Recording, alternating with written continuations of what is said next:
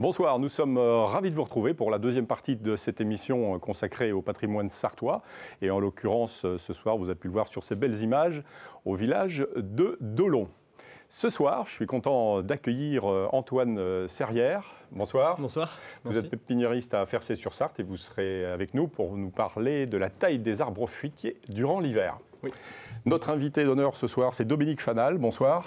Merci. Bonsoir. Vous serez la semaine prochaine, dimanche, en concert au Mans à la salle des concerts, un concert dont on parlera bien évidemment tout à l'heure. Comme toutes les semaines, notre spécialiste du patois sartois, Fabrice Louvet. Bonsoir. Bonsoir Bruno, bonsoir tout le monde. Et puis l'inénarrable Pascal Mariette pour revenir sur ce charmant village de Dolon où, Pascal, il se passe beaucoup de choses finalement. Oui, il y a un très joli patrimoine. On va commencer par l'église. L'église Saint-Médard. Qu'est-ce qui se passe à la Saint-Médard? S'il pleut à la Saint-Médard, surtout, il va pleuvoir pendant 40 jours plus tard. Voilà. Ouais, sauf s'il y a la Saint-Barnabé. Bon, bref, on ne sait pas trop pourquoi, mais la Saint-Médard, c'est un personnage donc, qui est fêté le 18 juin, mais qui n'est plus dans les calendriers, parce qu'on a peur justement de ces pauvres histoires qui remontent depuis des siècles. Et l'église elle-même, elle remonte depuis un bon moment, mais surtout, elle a surtout été complètement remaniée au XVe siècle. Donc, elle est là depuis le Moyen-Âge, facilement. Elle a été remaniée donc, au XVe, juste après la guerre de Cent Ans. Et puis après au 19e, et puis surtout en 1928, où on voit ce joli clocher abbatière, mais en 28, on restaure une flèche sur le fameux clocher abbatière. On va rentrer à l'intérieur, il y a des choses à l'extérieur.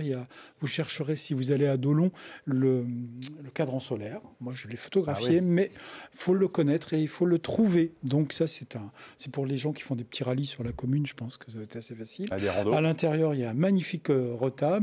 On a un retable qui est assez récent, 18e siècle, et voilà, avec du marbre et du bois, de magnifiques tableaux. Et je voulais parler d'un tableau, pas le premier que l'on va voir, mais voilà, il y a un très beau tableau avec la Vierge, etc.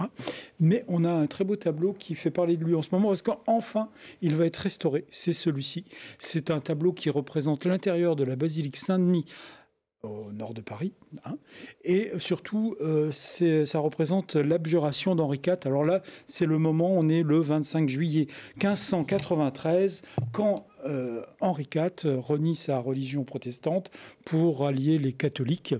Et donc ce tableau est vraiment étonnant. C'est le seul que je connaisse sur ce thème dans la Sarthe, mais surtout depuis des années, je pleurais de le voir se dégrader. Et là, j'ai cru apprendre, grâce à un reportage de l'MTV, qu'on allait le restaurer. Donc ça, c'est vraiment une très très très belle nouvelle. Et puis si vous allez aussi dans l'église, vous allez regarder aussi au pied, voilà, ce qu'on appelle des culs de four, en partie, pas celui-là, mais c'est des restes de culs de four. Voilà ce que c'est un cul de four. Le cul de four, ou un culot, c'est ce qui retient les petites colonnettes qui partent pour créer les ogives. Et à chaque cul de four, il y a un petit personnage de sculpté. Il y a des choses assez amusantes. Et ça remonte avant le 15e. C'est pour ces culs de four, avant la restauration du XVe siècle. Ensuite, je vais vous emmener juste à côté. Quand vous remontez la place, vous allez sur la gauche. On va aller près de l'ancien cimetière. Et il y a une chapelle qui a été construite, elle, en 1822, de souvenir, par le marquis de Dolon. Le marquis de Dolon qui s'appelait Alexandre de la Goupillière. Et il a créé cette chapelle. Malheureusement, sa femme est décédée cette même année. Et il a voulu absolument créer cette chapelle pour l'enterrer à l'intérieur. Sa femme s'appelait Bonne Antoinette Dubroc de Vitermont, et donc la chapelle est dédiée à Sainte Bonne, au prénom de sa femme, au premier prénom de sa femme. Et donc la chapelle a été consacrée un petit peu plus tard par l'évêque, 2 ans plus tard. Mais le même personnage, ce fameux Alexandre de la Goupillière, qui a été conseiller général, député de la Sarthe entre 1827 et 1834, puis de 1830 à 1856, il a été maire de Dolon, et à l'année de sa mort, donc à la fin de son mandat de maire, enfin 1856, il a été aussi enterré dans cette chapelle. Alors je vous conseille d'aller visiter. et d'aller voir les tombes au sol. Et puis même, si vous regardez sur les baies, on a de très jolis vitraux contemporains. Donc, petite chapelle que je pense que peu de gens connaissent. Donc, vous montez un petit peu la place, Oui. où il y avait des anciennes halles qui ont disparu. Vous longez l'ancien presbytère et vous allez un petit peu plus loin et vous allez retrouver cette chapelle. Autre élément intéressant du patrimoine, c'est le petit manoir, ce que je vais appeler manoir, mais un logis. Le logis dit du pavillon. C'est une ferme, mais on retrouve un joli pavillon, un joli logis, construit au début du XVIe siècle et qui a gardé encore ces fameuses croisées, fenêtres de l'époque de la Renaissance. Donc, joli patrimoine aussi en milieu rural. Et puis, on va parler du château de Dolon. Alors, le vrai château de Dolon, il a complètement disparu, lui. On n'y trouve aujourd'hui que des douves. Alors, je ne sais pas si vous avez parlé en première partie de la piscine et du terrain de foot. Mais juste au bout du terrain de foot, ça fait comme un canal avec des embranchements. Et en gros, c'est 2 carrés qui étaient entourés de douves. Et juste au milieu, se trouvait le fameux château de Dolon. Ce château a brûlé. Il a complètement disparu. On a enlevé les pierres et tout au XVIIIe siècle et au XIXe siècle. Quelqu'un qui s'appelle le marquis de Dolon aussi, le même personnage que tout à l'heure, que celui qui avait perdu sa femme, monsieur le marquis Alexandre de la Coupillière, décide de reconstruire un château à côté, qui est le château qu'on appelle aujourd'hui le château du Parc. Alors il reste une fuite, etc. Mais ce château, en fin de compte, il l'a pas terminé, le marquis, pardon. Et il faut donc attendre 1865 pour que ce soit monsieur Charles-Louis du Hal qui finisse le château tel qu'on le trouve aujourd'hui. Et donc, voilà le joli château du Parc qui a subi ces derniers temps une très très belle restauration, parce qu'il y a encore 2-3 ans, il n'était pas du tout comme ça. Vraiment, allez voir. Et puis pour terminer, moi j'aime bien parler du végétal. Il y a dans le centre de Dolon, eh bien, un arbre remarquable, ça doit vous intéresser, c'est un séquoia. Un séquoia, des séquoias, on en trouve évidemment en forêt de Persaigne, mais ces séquoias sont venus, en fin de compte, sont apparus en France qu'en 1850 à peu près. Donc on estime les plus vieux séquoias de la Sarthe à 160 ans environ. Et celui-ci est remarquable et magnifique. Je remercie les propriétaires avoir permis de rentrer, de prendre les photos. Ils sont très très fiers de leur arbre et je comprends pourquoi. C'est ce genre d'arbre qui pourrait être tout à fait inscrit sur les PLU ou protégé, parce que vraiment c'est magnifique. Et puis pour ce reportage, j'aimerais bien remercier aussi Jackie Boulet, qu'on a vu ici il y a quelques semaines, qui m'a guidé et qui m'a permis de rentrer aussi dans les propriétés, parce qu'il faut savoir que pour faire ces reportages, il faut aussi demander l'accord des propriétaires. Donc merci à Jackie de ce beau travail. De son aide. Merci à Jackie et merci Pascal pour toutes ces belles informations. Sans transition, on enchaîne tout de suite avec l'énigme de Pascal.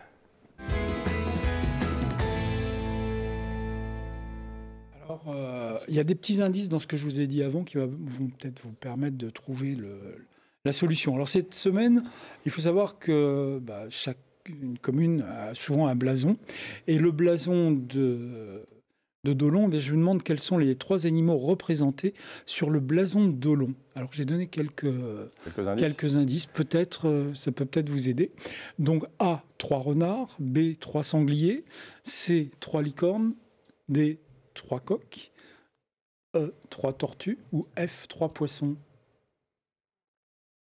Bon, pendant que vous réfléchissez chez vous, nous de notre côté aussi, on essaie de phosphorer. Les amis, est-ce que vous avez une petite idée Ça sèche. Fabrice? Aucune idée, mais je vais dire les poissons, en référence à la piscine. Bien joué. Piscine historique, la première en Sarthe. Dominique? Une idée peut-être, Dominique? Non, celle-ci me semble bonne. Ouais, aussi, les poissons. Bon, on espère que... Antoine? Je vais tenter les tortues. Pourquoi pas? Allez, moi je vais vous dire les sangliers, quoi, histoire de... Ouais, il y en a dans la région aussi. Forcément, ouais. Donc je vous ai parlé tout à l'heure, évidemment, les blasons ou les des communes viennent souvent des grandes familles. Et je vous ai parlé de la famille de la Goupillière. Goupil, le renard. Et évidemment, c'est pour ça qu'il y a 3 renards. En référence, c'est le blason la famille des marquis de Dolon. Voilà. Malin. Malin. Bon, bah, merci Pascal. Sans transition, on passe au patois. Oui. Malin comme un Fabrice, qui ce soir nous a concocté une petite histoire de derrière les fagots. Oui, alors pas vraiment une histoire, un jeu en fait, on va Un jouer. jeu. Ouais. Le patois en s'amusant. Bah C'est voilà, un peu c'est ça, c'est ça. Ouais. Bah, après la question de Pascal, là, on va passer à une autre question. Quel jour sommes-nous? Mardi. Ouais, mais le jour 21. Le 21 janvier. Et ben voilà, c'était ma question. Qu'est-ce qui s'est passé un 21 Tu as janvier mangé de la tête de veau. en 1793? Le roi Louis XVI se faisait guillotiner. Ah, Eh bien, figurez-vous qu'aujourd'hui, 21 janvier, enfin maintenant tous les ans, au mois de janvier, c'est aussi la journée internationale de quelque chose. La journée internationale des câlins. Oui, Ah oui. exact. Oui. Alors, décapitation d'un côté, câlin de l'autre, c'est un peu le grand écart. ouais. Vous allez vous dire, mais où est-ce qu'il nous emmène? Quel rapport avec le patois? Eh bien, j'y viens, ça m'a donné l'idée d'un petit jeu que j'ai appelé la saune ou ben la jo. La saune en patois sartois, c'est la tête. Enfin, ça peut être la tête. À l'origine, c'est plutôt un vase, un grand vase, mais bon. Et la jo, donc la joue. D'accord. Donc, voilà le titre du jeu, la saune ou ben la jo. Et on va jouer ensemble. Je vais vous proposer des cartes sur lesquelles il y a deux mots. Les deux sont en rapport soit avec la tête, soit avec la joue. Les deux sont en rapport avec la tête ou la joue. Et vous allez devoir parier et me dire ce que vous pensez. Alors, ce qui serait rigolo, c'est que si vous pensez que c'est la tête, on fait ça. Si vous pensez que c'est la joue, on fait ça. Ok. Allez, c'est interactif, soyons joueurs. C'est la joue, c'est pas le balajo, hein, c'est la joue. Alors, on y va donc. La première carte, le buon et la cabèche. La cabèche. Ouais, bravo, c'est bien La tête. c'est bien la tête. Ouais, c'est ça. Le buon et la cabèche, c'est la tête. Allez, une autre. Le mignon, la fricassée de musio. Ah bah, Ouais, c'est plutôt ça. ouais. Ouais, plutôt les joues, bien sûr, parce que le mignon, c'est le bisou. La fricassée de musio, c'est les embrassades interminables. Ah oui. Voilà. Le Ouais, musio. la fricassée de musio, des embrassades interminables. Le béjuélé ou déberloqué. Ça. C'est quand on. La tête aussi, Alors, ouais. oui, c'est- Déberloqué, c'est effectivement quand on perd la tête. Ouais. Ah oui. Hein. Même si à l'origine ça veut dire démonter, démolir, mais par extension c'est devenu perdre la tête. Et béjuélé, c'est mettre tête bêche des objets ou se mettre tête bêche. Les mots suivants, joguer ou renasquer. Joguer ou renasquer. Alors là. Alors la tête, la saune ou ben la jo. Renasquer, Non. allez, moi je mettrais la joue. Joue, et ben non, c'est Non. la tête. Ah, badam. Les deux veulent dire donner des coups de tête. Le premier, c'est plutôt pour les veaux, et le deuxième, plutôt pour le cheval. Renasquer Cheval- Renasquer pour le cheval. Ah ouais. bon. Même si le sens premier de renasquer, c'est ronfler. Bon, les mots ont plusieurs sens. Le jofter, beliner. Jofter, baliné. Jofter. Je sais pas ce que ça veut dire. Jofter, baliné, encore moins. Ouais, là, il n'y a Hein. pas vraiment de... Bah, Bah, écoutez, en fait, cherchez pas, parce qu'en fait, c'est un piège, c'est une carte piège, parce que Ah. le premier mot veut dire gifler, donc c'est plutôt la joue. Ouais. Hein. Ouais. Et le deuxième, beliner, c'est dodeliner de la tête, donc c'est plutôt la tête. Donc là, j'ai D'accord. un peu triché. Et d'ailleurs, en patois sartois, le belin, c'est le bouc. Le belin. Le belin, oui. Ah, le belin, fait pas le ton belin. Belin. Belin. Ouais. Allez, chérigoder et pioter. Il n'y a pas de piège. Chérigodet, non, je sais pas. Vous voyez, Antoine, non plus. Pareil. Non. Ah, Dominique, vous êtes sartois, vous, alors, quand même. Une chance sur deux, hein. Chérigodet. Chérigodet. Chérigoder, ça veut dire caresser, embrasser, donc Ah, oui. c'est plutôt la La joue. joue, a priori. Et d'accord. pioter, c'est embrasser, même si le premier sens de pioter, c'est enivrer ou pleurer. Mais Ok. ça peut vouloir dire aussi embrasser. Allez, on continue. Mafar et lichou. Lichou, Voilà, ouais. Les lichous, c'est ceux qui font beaucoup qui Ouais. aiment bien embrasser. lichouillent. Voilà, c'est ça, qui embrassent tout le temps, qui font des bises tout le temps. Ouais. Et mafar, c'est c'est un adjectif pour dire joufflu ou bouffi. ah oui, ok. Donc ça concerne bien Lichou, les joues. on dit lichou la goule, Oui. Lichou la goule. Oui. Hein, Oui, La c'est goule, ça. c'est Alors, le- lichou, ça peut être aussi celui qui aime les friandises, les sucreries, Ah, le d'accord. lichou. Hein, ou ça veut dire aussi être flatteur. Noté. Buffet ou à mignonner. Enfin, buffet et à mignonner d'ailleurs. Non. Là, je ne sais plus, la tête ou la joue, là, j'avoue. Ouais. je vois que je vous ai perdu. Là, c'est... Eh ben, c'est la joue, puisque buffet, c'est gonfler les joues.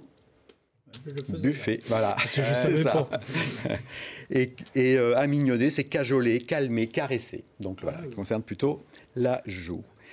La suivante, la heurne ou le fétio. Là, bon, allez, la tête, Ouais, voilà, c'est là que ça se situe. C'est ça, le fétio, Ouais, c'est la tête. C'est une façon un peu... la heurne, c'est une façon un peu péjorative de désigner la tête, même si le premier sens de fétio, c'est la tuile fêtière. Okay. Le fêtage, Voilà. Par extension, ça peut signifier la tête également. Allez, la dernière carte. Le paix et la goule. Ouais, je dirais le visage, moi, la joue. Hein. La On se la joue là, quoi. Eh bien, en fait, tout à l'heure, il fallait faire... J'y suis. C'était un piège. Allô, maman Bobo. En fait, mais là, c'est différent de tout à l'heure, parce que le paix, ça peut être le poil, donc ça peut être la joue, mais ça peut être le cheveu aussi. Ah oui. Donc voilà, le paix. Et la goule, c'est un terme générique qui peut désigner la bouche, la langue, le visage, donc par extension, la tête également, donc la joue en fait partie. Donc voilà, ces deux mots pouvaient aller très bien pour les deux. La goule, ça passe partout. Hein. Oui, c'est vrai que c'est ça. Quand ça. on parle en patois sartois. Avoir la goule en chemin, c'est la langue bien pendue, par exemple. Hein. Licher la goule. Oui, Il a la goule fine. Oui, voilà. Ouais, il y a pas mal, plein d'expressions. Plein d'expressions avec le mot goule. Voilà, donc c'est fini. On va regarder le score. Eh bien, personne, il est rousti. Tout le monde, il est gagnant. Ah, bah bravo. C'est bien ça. Oui, c'est ça. Alors, rousti, ça veut dire vaincu. Personne n'est vaincu, tout le monde est gagnant. Et comme dirait Louis XVI, voilà, au moins un jeu qui ne prend pas la tête. Ah, bravo, en tout cas. C'est une source d'inspiration peut-être pour vous, pour la suite, on ne sait jamais. Vous qui avez déjà inventé un jeu il y a quelques années. C'est vrai que j'y pense. Chaque fois que je fais un jeu ici, je me dis, tiens, est-ce qu'il n'y a pas une possibilité de... Ça peut être sympa, ouais. Bon, en tout cas, merci Fabrice. Avec pour plaisir. Votre éclairage et puis ce côté ludique, on va dire, oui, dans l'approche du patois sartois. Oui, c'est ça. Merci. Merci. On va revenir un instant sur Dolon avec la question, l'histoire du jour.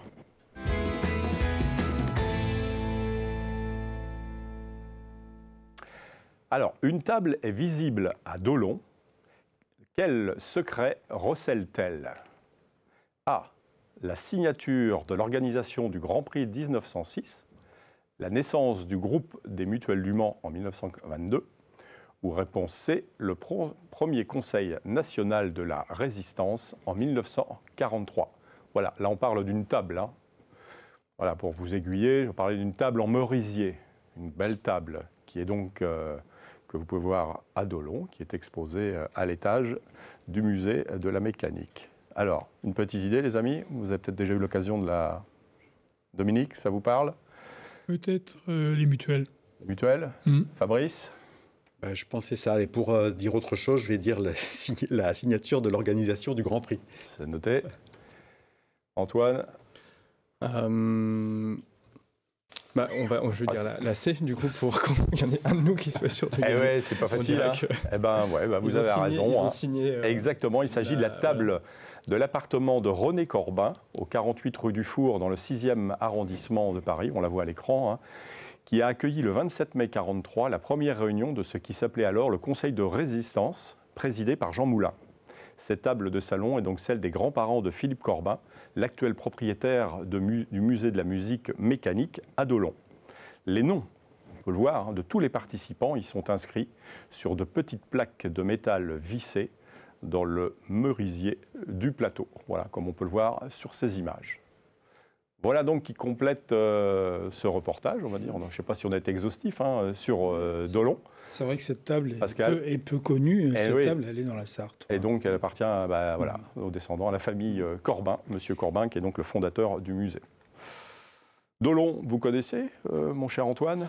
Non, j'ai découvert du coup. Ouais, c'est un village qui mérite, d'être connu.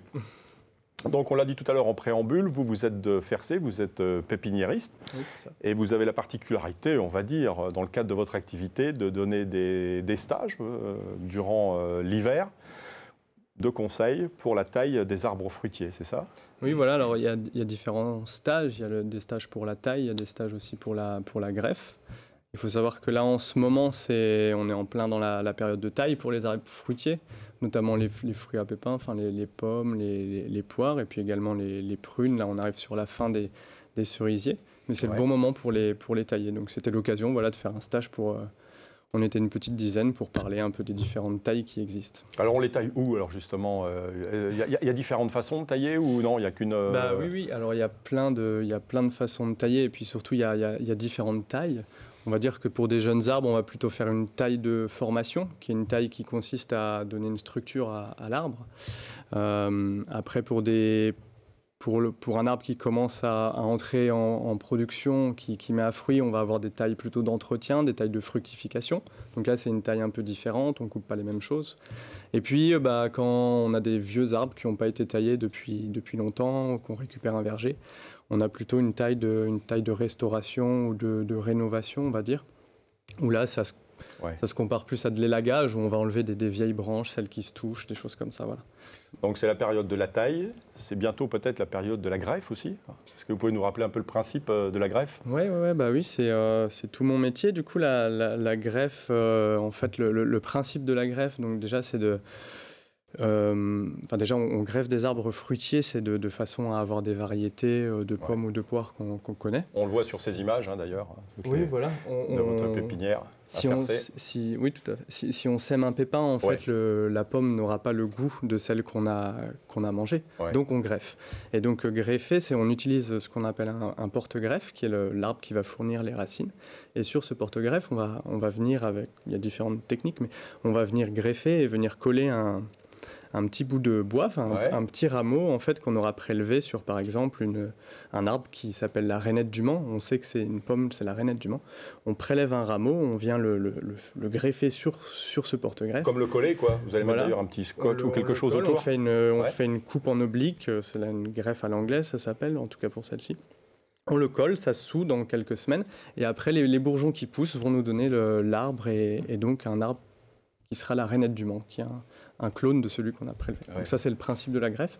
Et ça se pratique toute l'année. Il y a plein de greffes différentes, mais pour celle que moi, je pratique principalement, la greffe à l'anglaise, ça se pratique de début février jusqu'à mi-mars, à peu près. Voilà. Et il faut tailler en biseau pour favoriser la sève, la montée.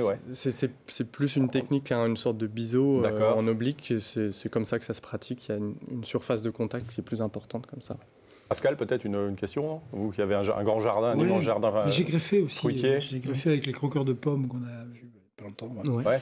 Et donc c'est vrai que j'ai pas mal de pommiers. Ouais. J'ai une question. On peut prendre n'importe quel porte-greffe? Non, alors effectivement, quand on veut greffer une pomme, on utilise un porte-greffe qui est un pommier. D'accord. On va greffer de la cerise sur un cerisier, etc. Il y a on greffe par exemple des poiriers sur du cognacier. Comme ça, il y a quelques cas particuliers, mais qui, dans la majorité, c'est la même espèce. Alors Antoine, pour ceux qui souhaiteraient en savoir plus, vous faites des portes ouvertes à votre pépinière, je crois aussi. En hiver, en fait, généralement, c'est le premier dimanche de chaque mois. Faut regarder sur le site internet, mais je fais une petite visite guidée gratuite, en fait, on se balade dans la pépinière, on parle des vieilles variétés, puis je parle de mon métier pour faire un petit peu découvrir. On parle de vieilles variétés de la Sarthe aussi, comme dans les pommes. On a la poire qui s'appelle la septangoule. Donc, des toutes petites poires. On peut en mettre 7 dans la bouche. Donc, la goule. Voilà, la goule. Ça me fait rigoler. Il y a la rainette du Mans, la blanche de Fresnay, la bouette bonnétable. Il y a plein de vieilles variétés qui sont très intéressantes à découvrir. Et donc là, vous avez un stage, une journée découverte, on va dire, c'est au mois de mars. Voilà, on conseiller ceux qui le souhaiteraient. Pour la greffe, voilà. Donc on va faire un petit peu de théorie sur la greffe et puis on greffera. On aura toute l'après-midi pour pratiquer la greffe à l'anglaise, greffe en fente. Puis les gens pourront greffer et repartir avec un arbre un ou deux arbres qu'ils auront greffé pour planter dans le jardin. Alors, ça marche pas toujours la première année. Ça marche pas toujours, mais il faut persister. Voilà. Si le professeur est bon, ça marche. La technique du palissage, des arbres, il y a des choses assez intéressantes à faire après. C'est une belle école. De permettre d'avoir le long d'un mur ou sur une clôture.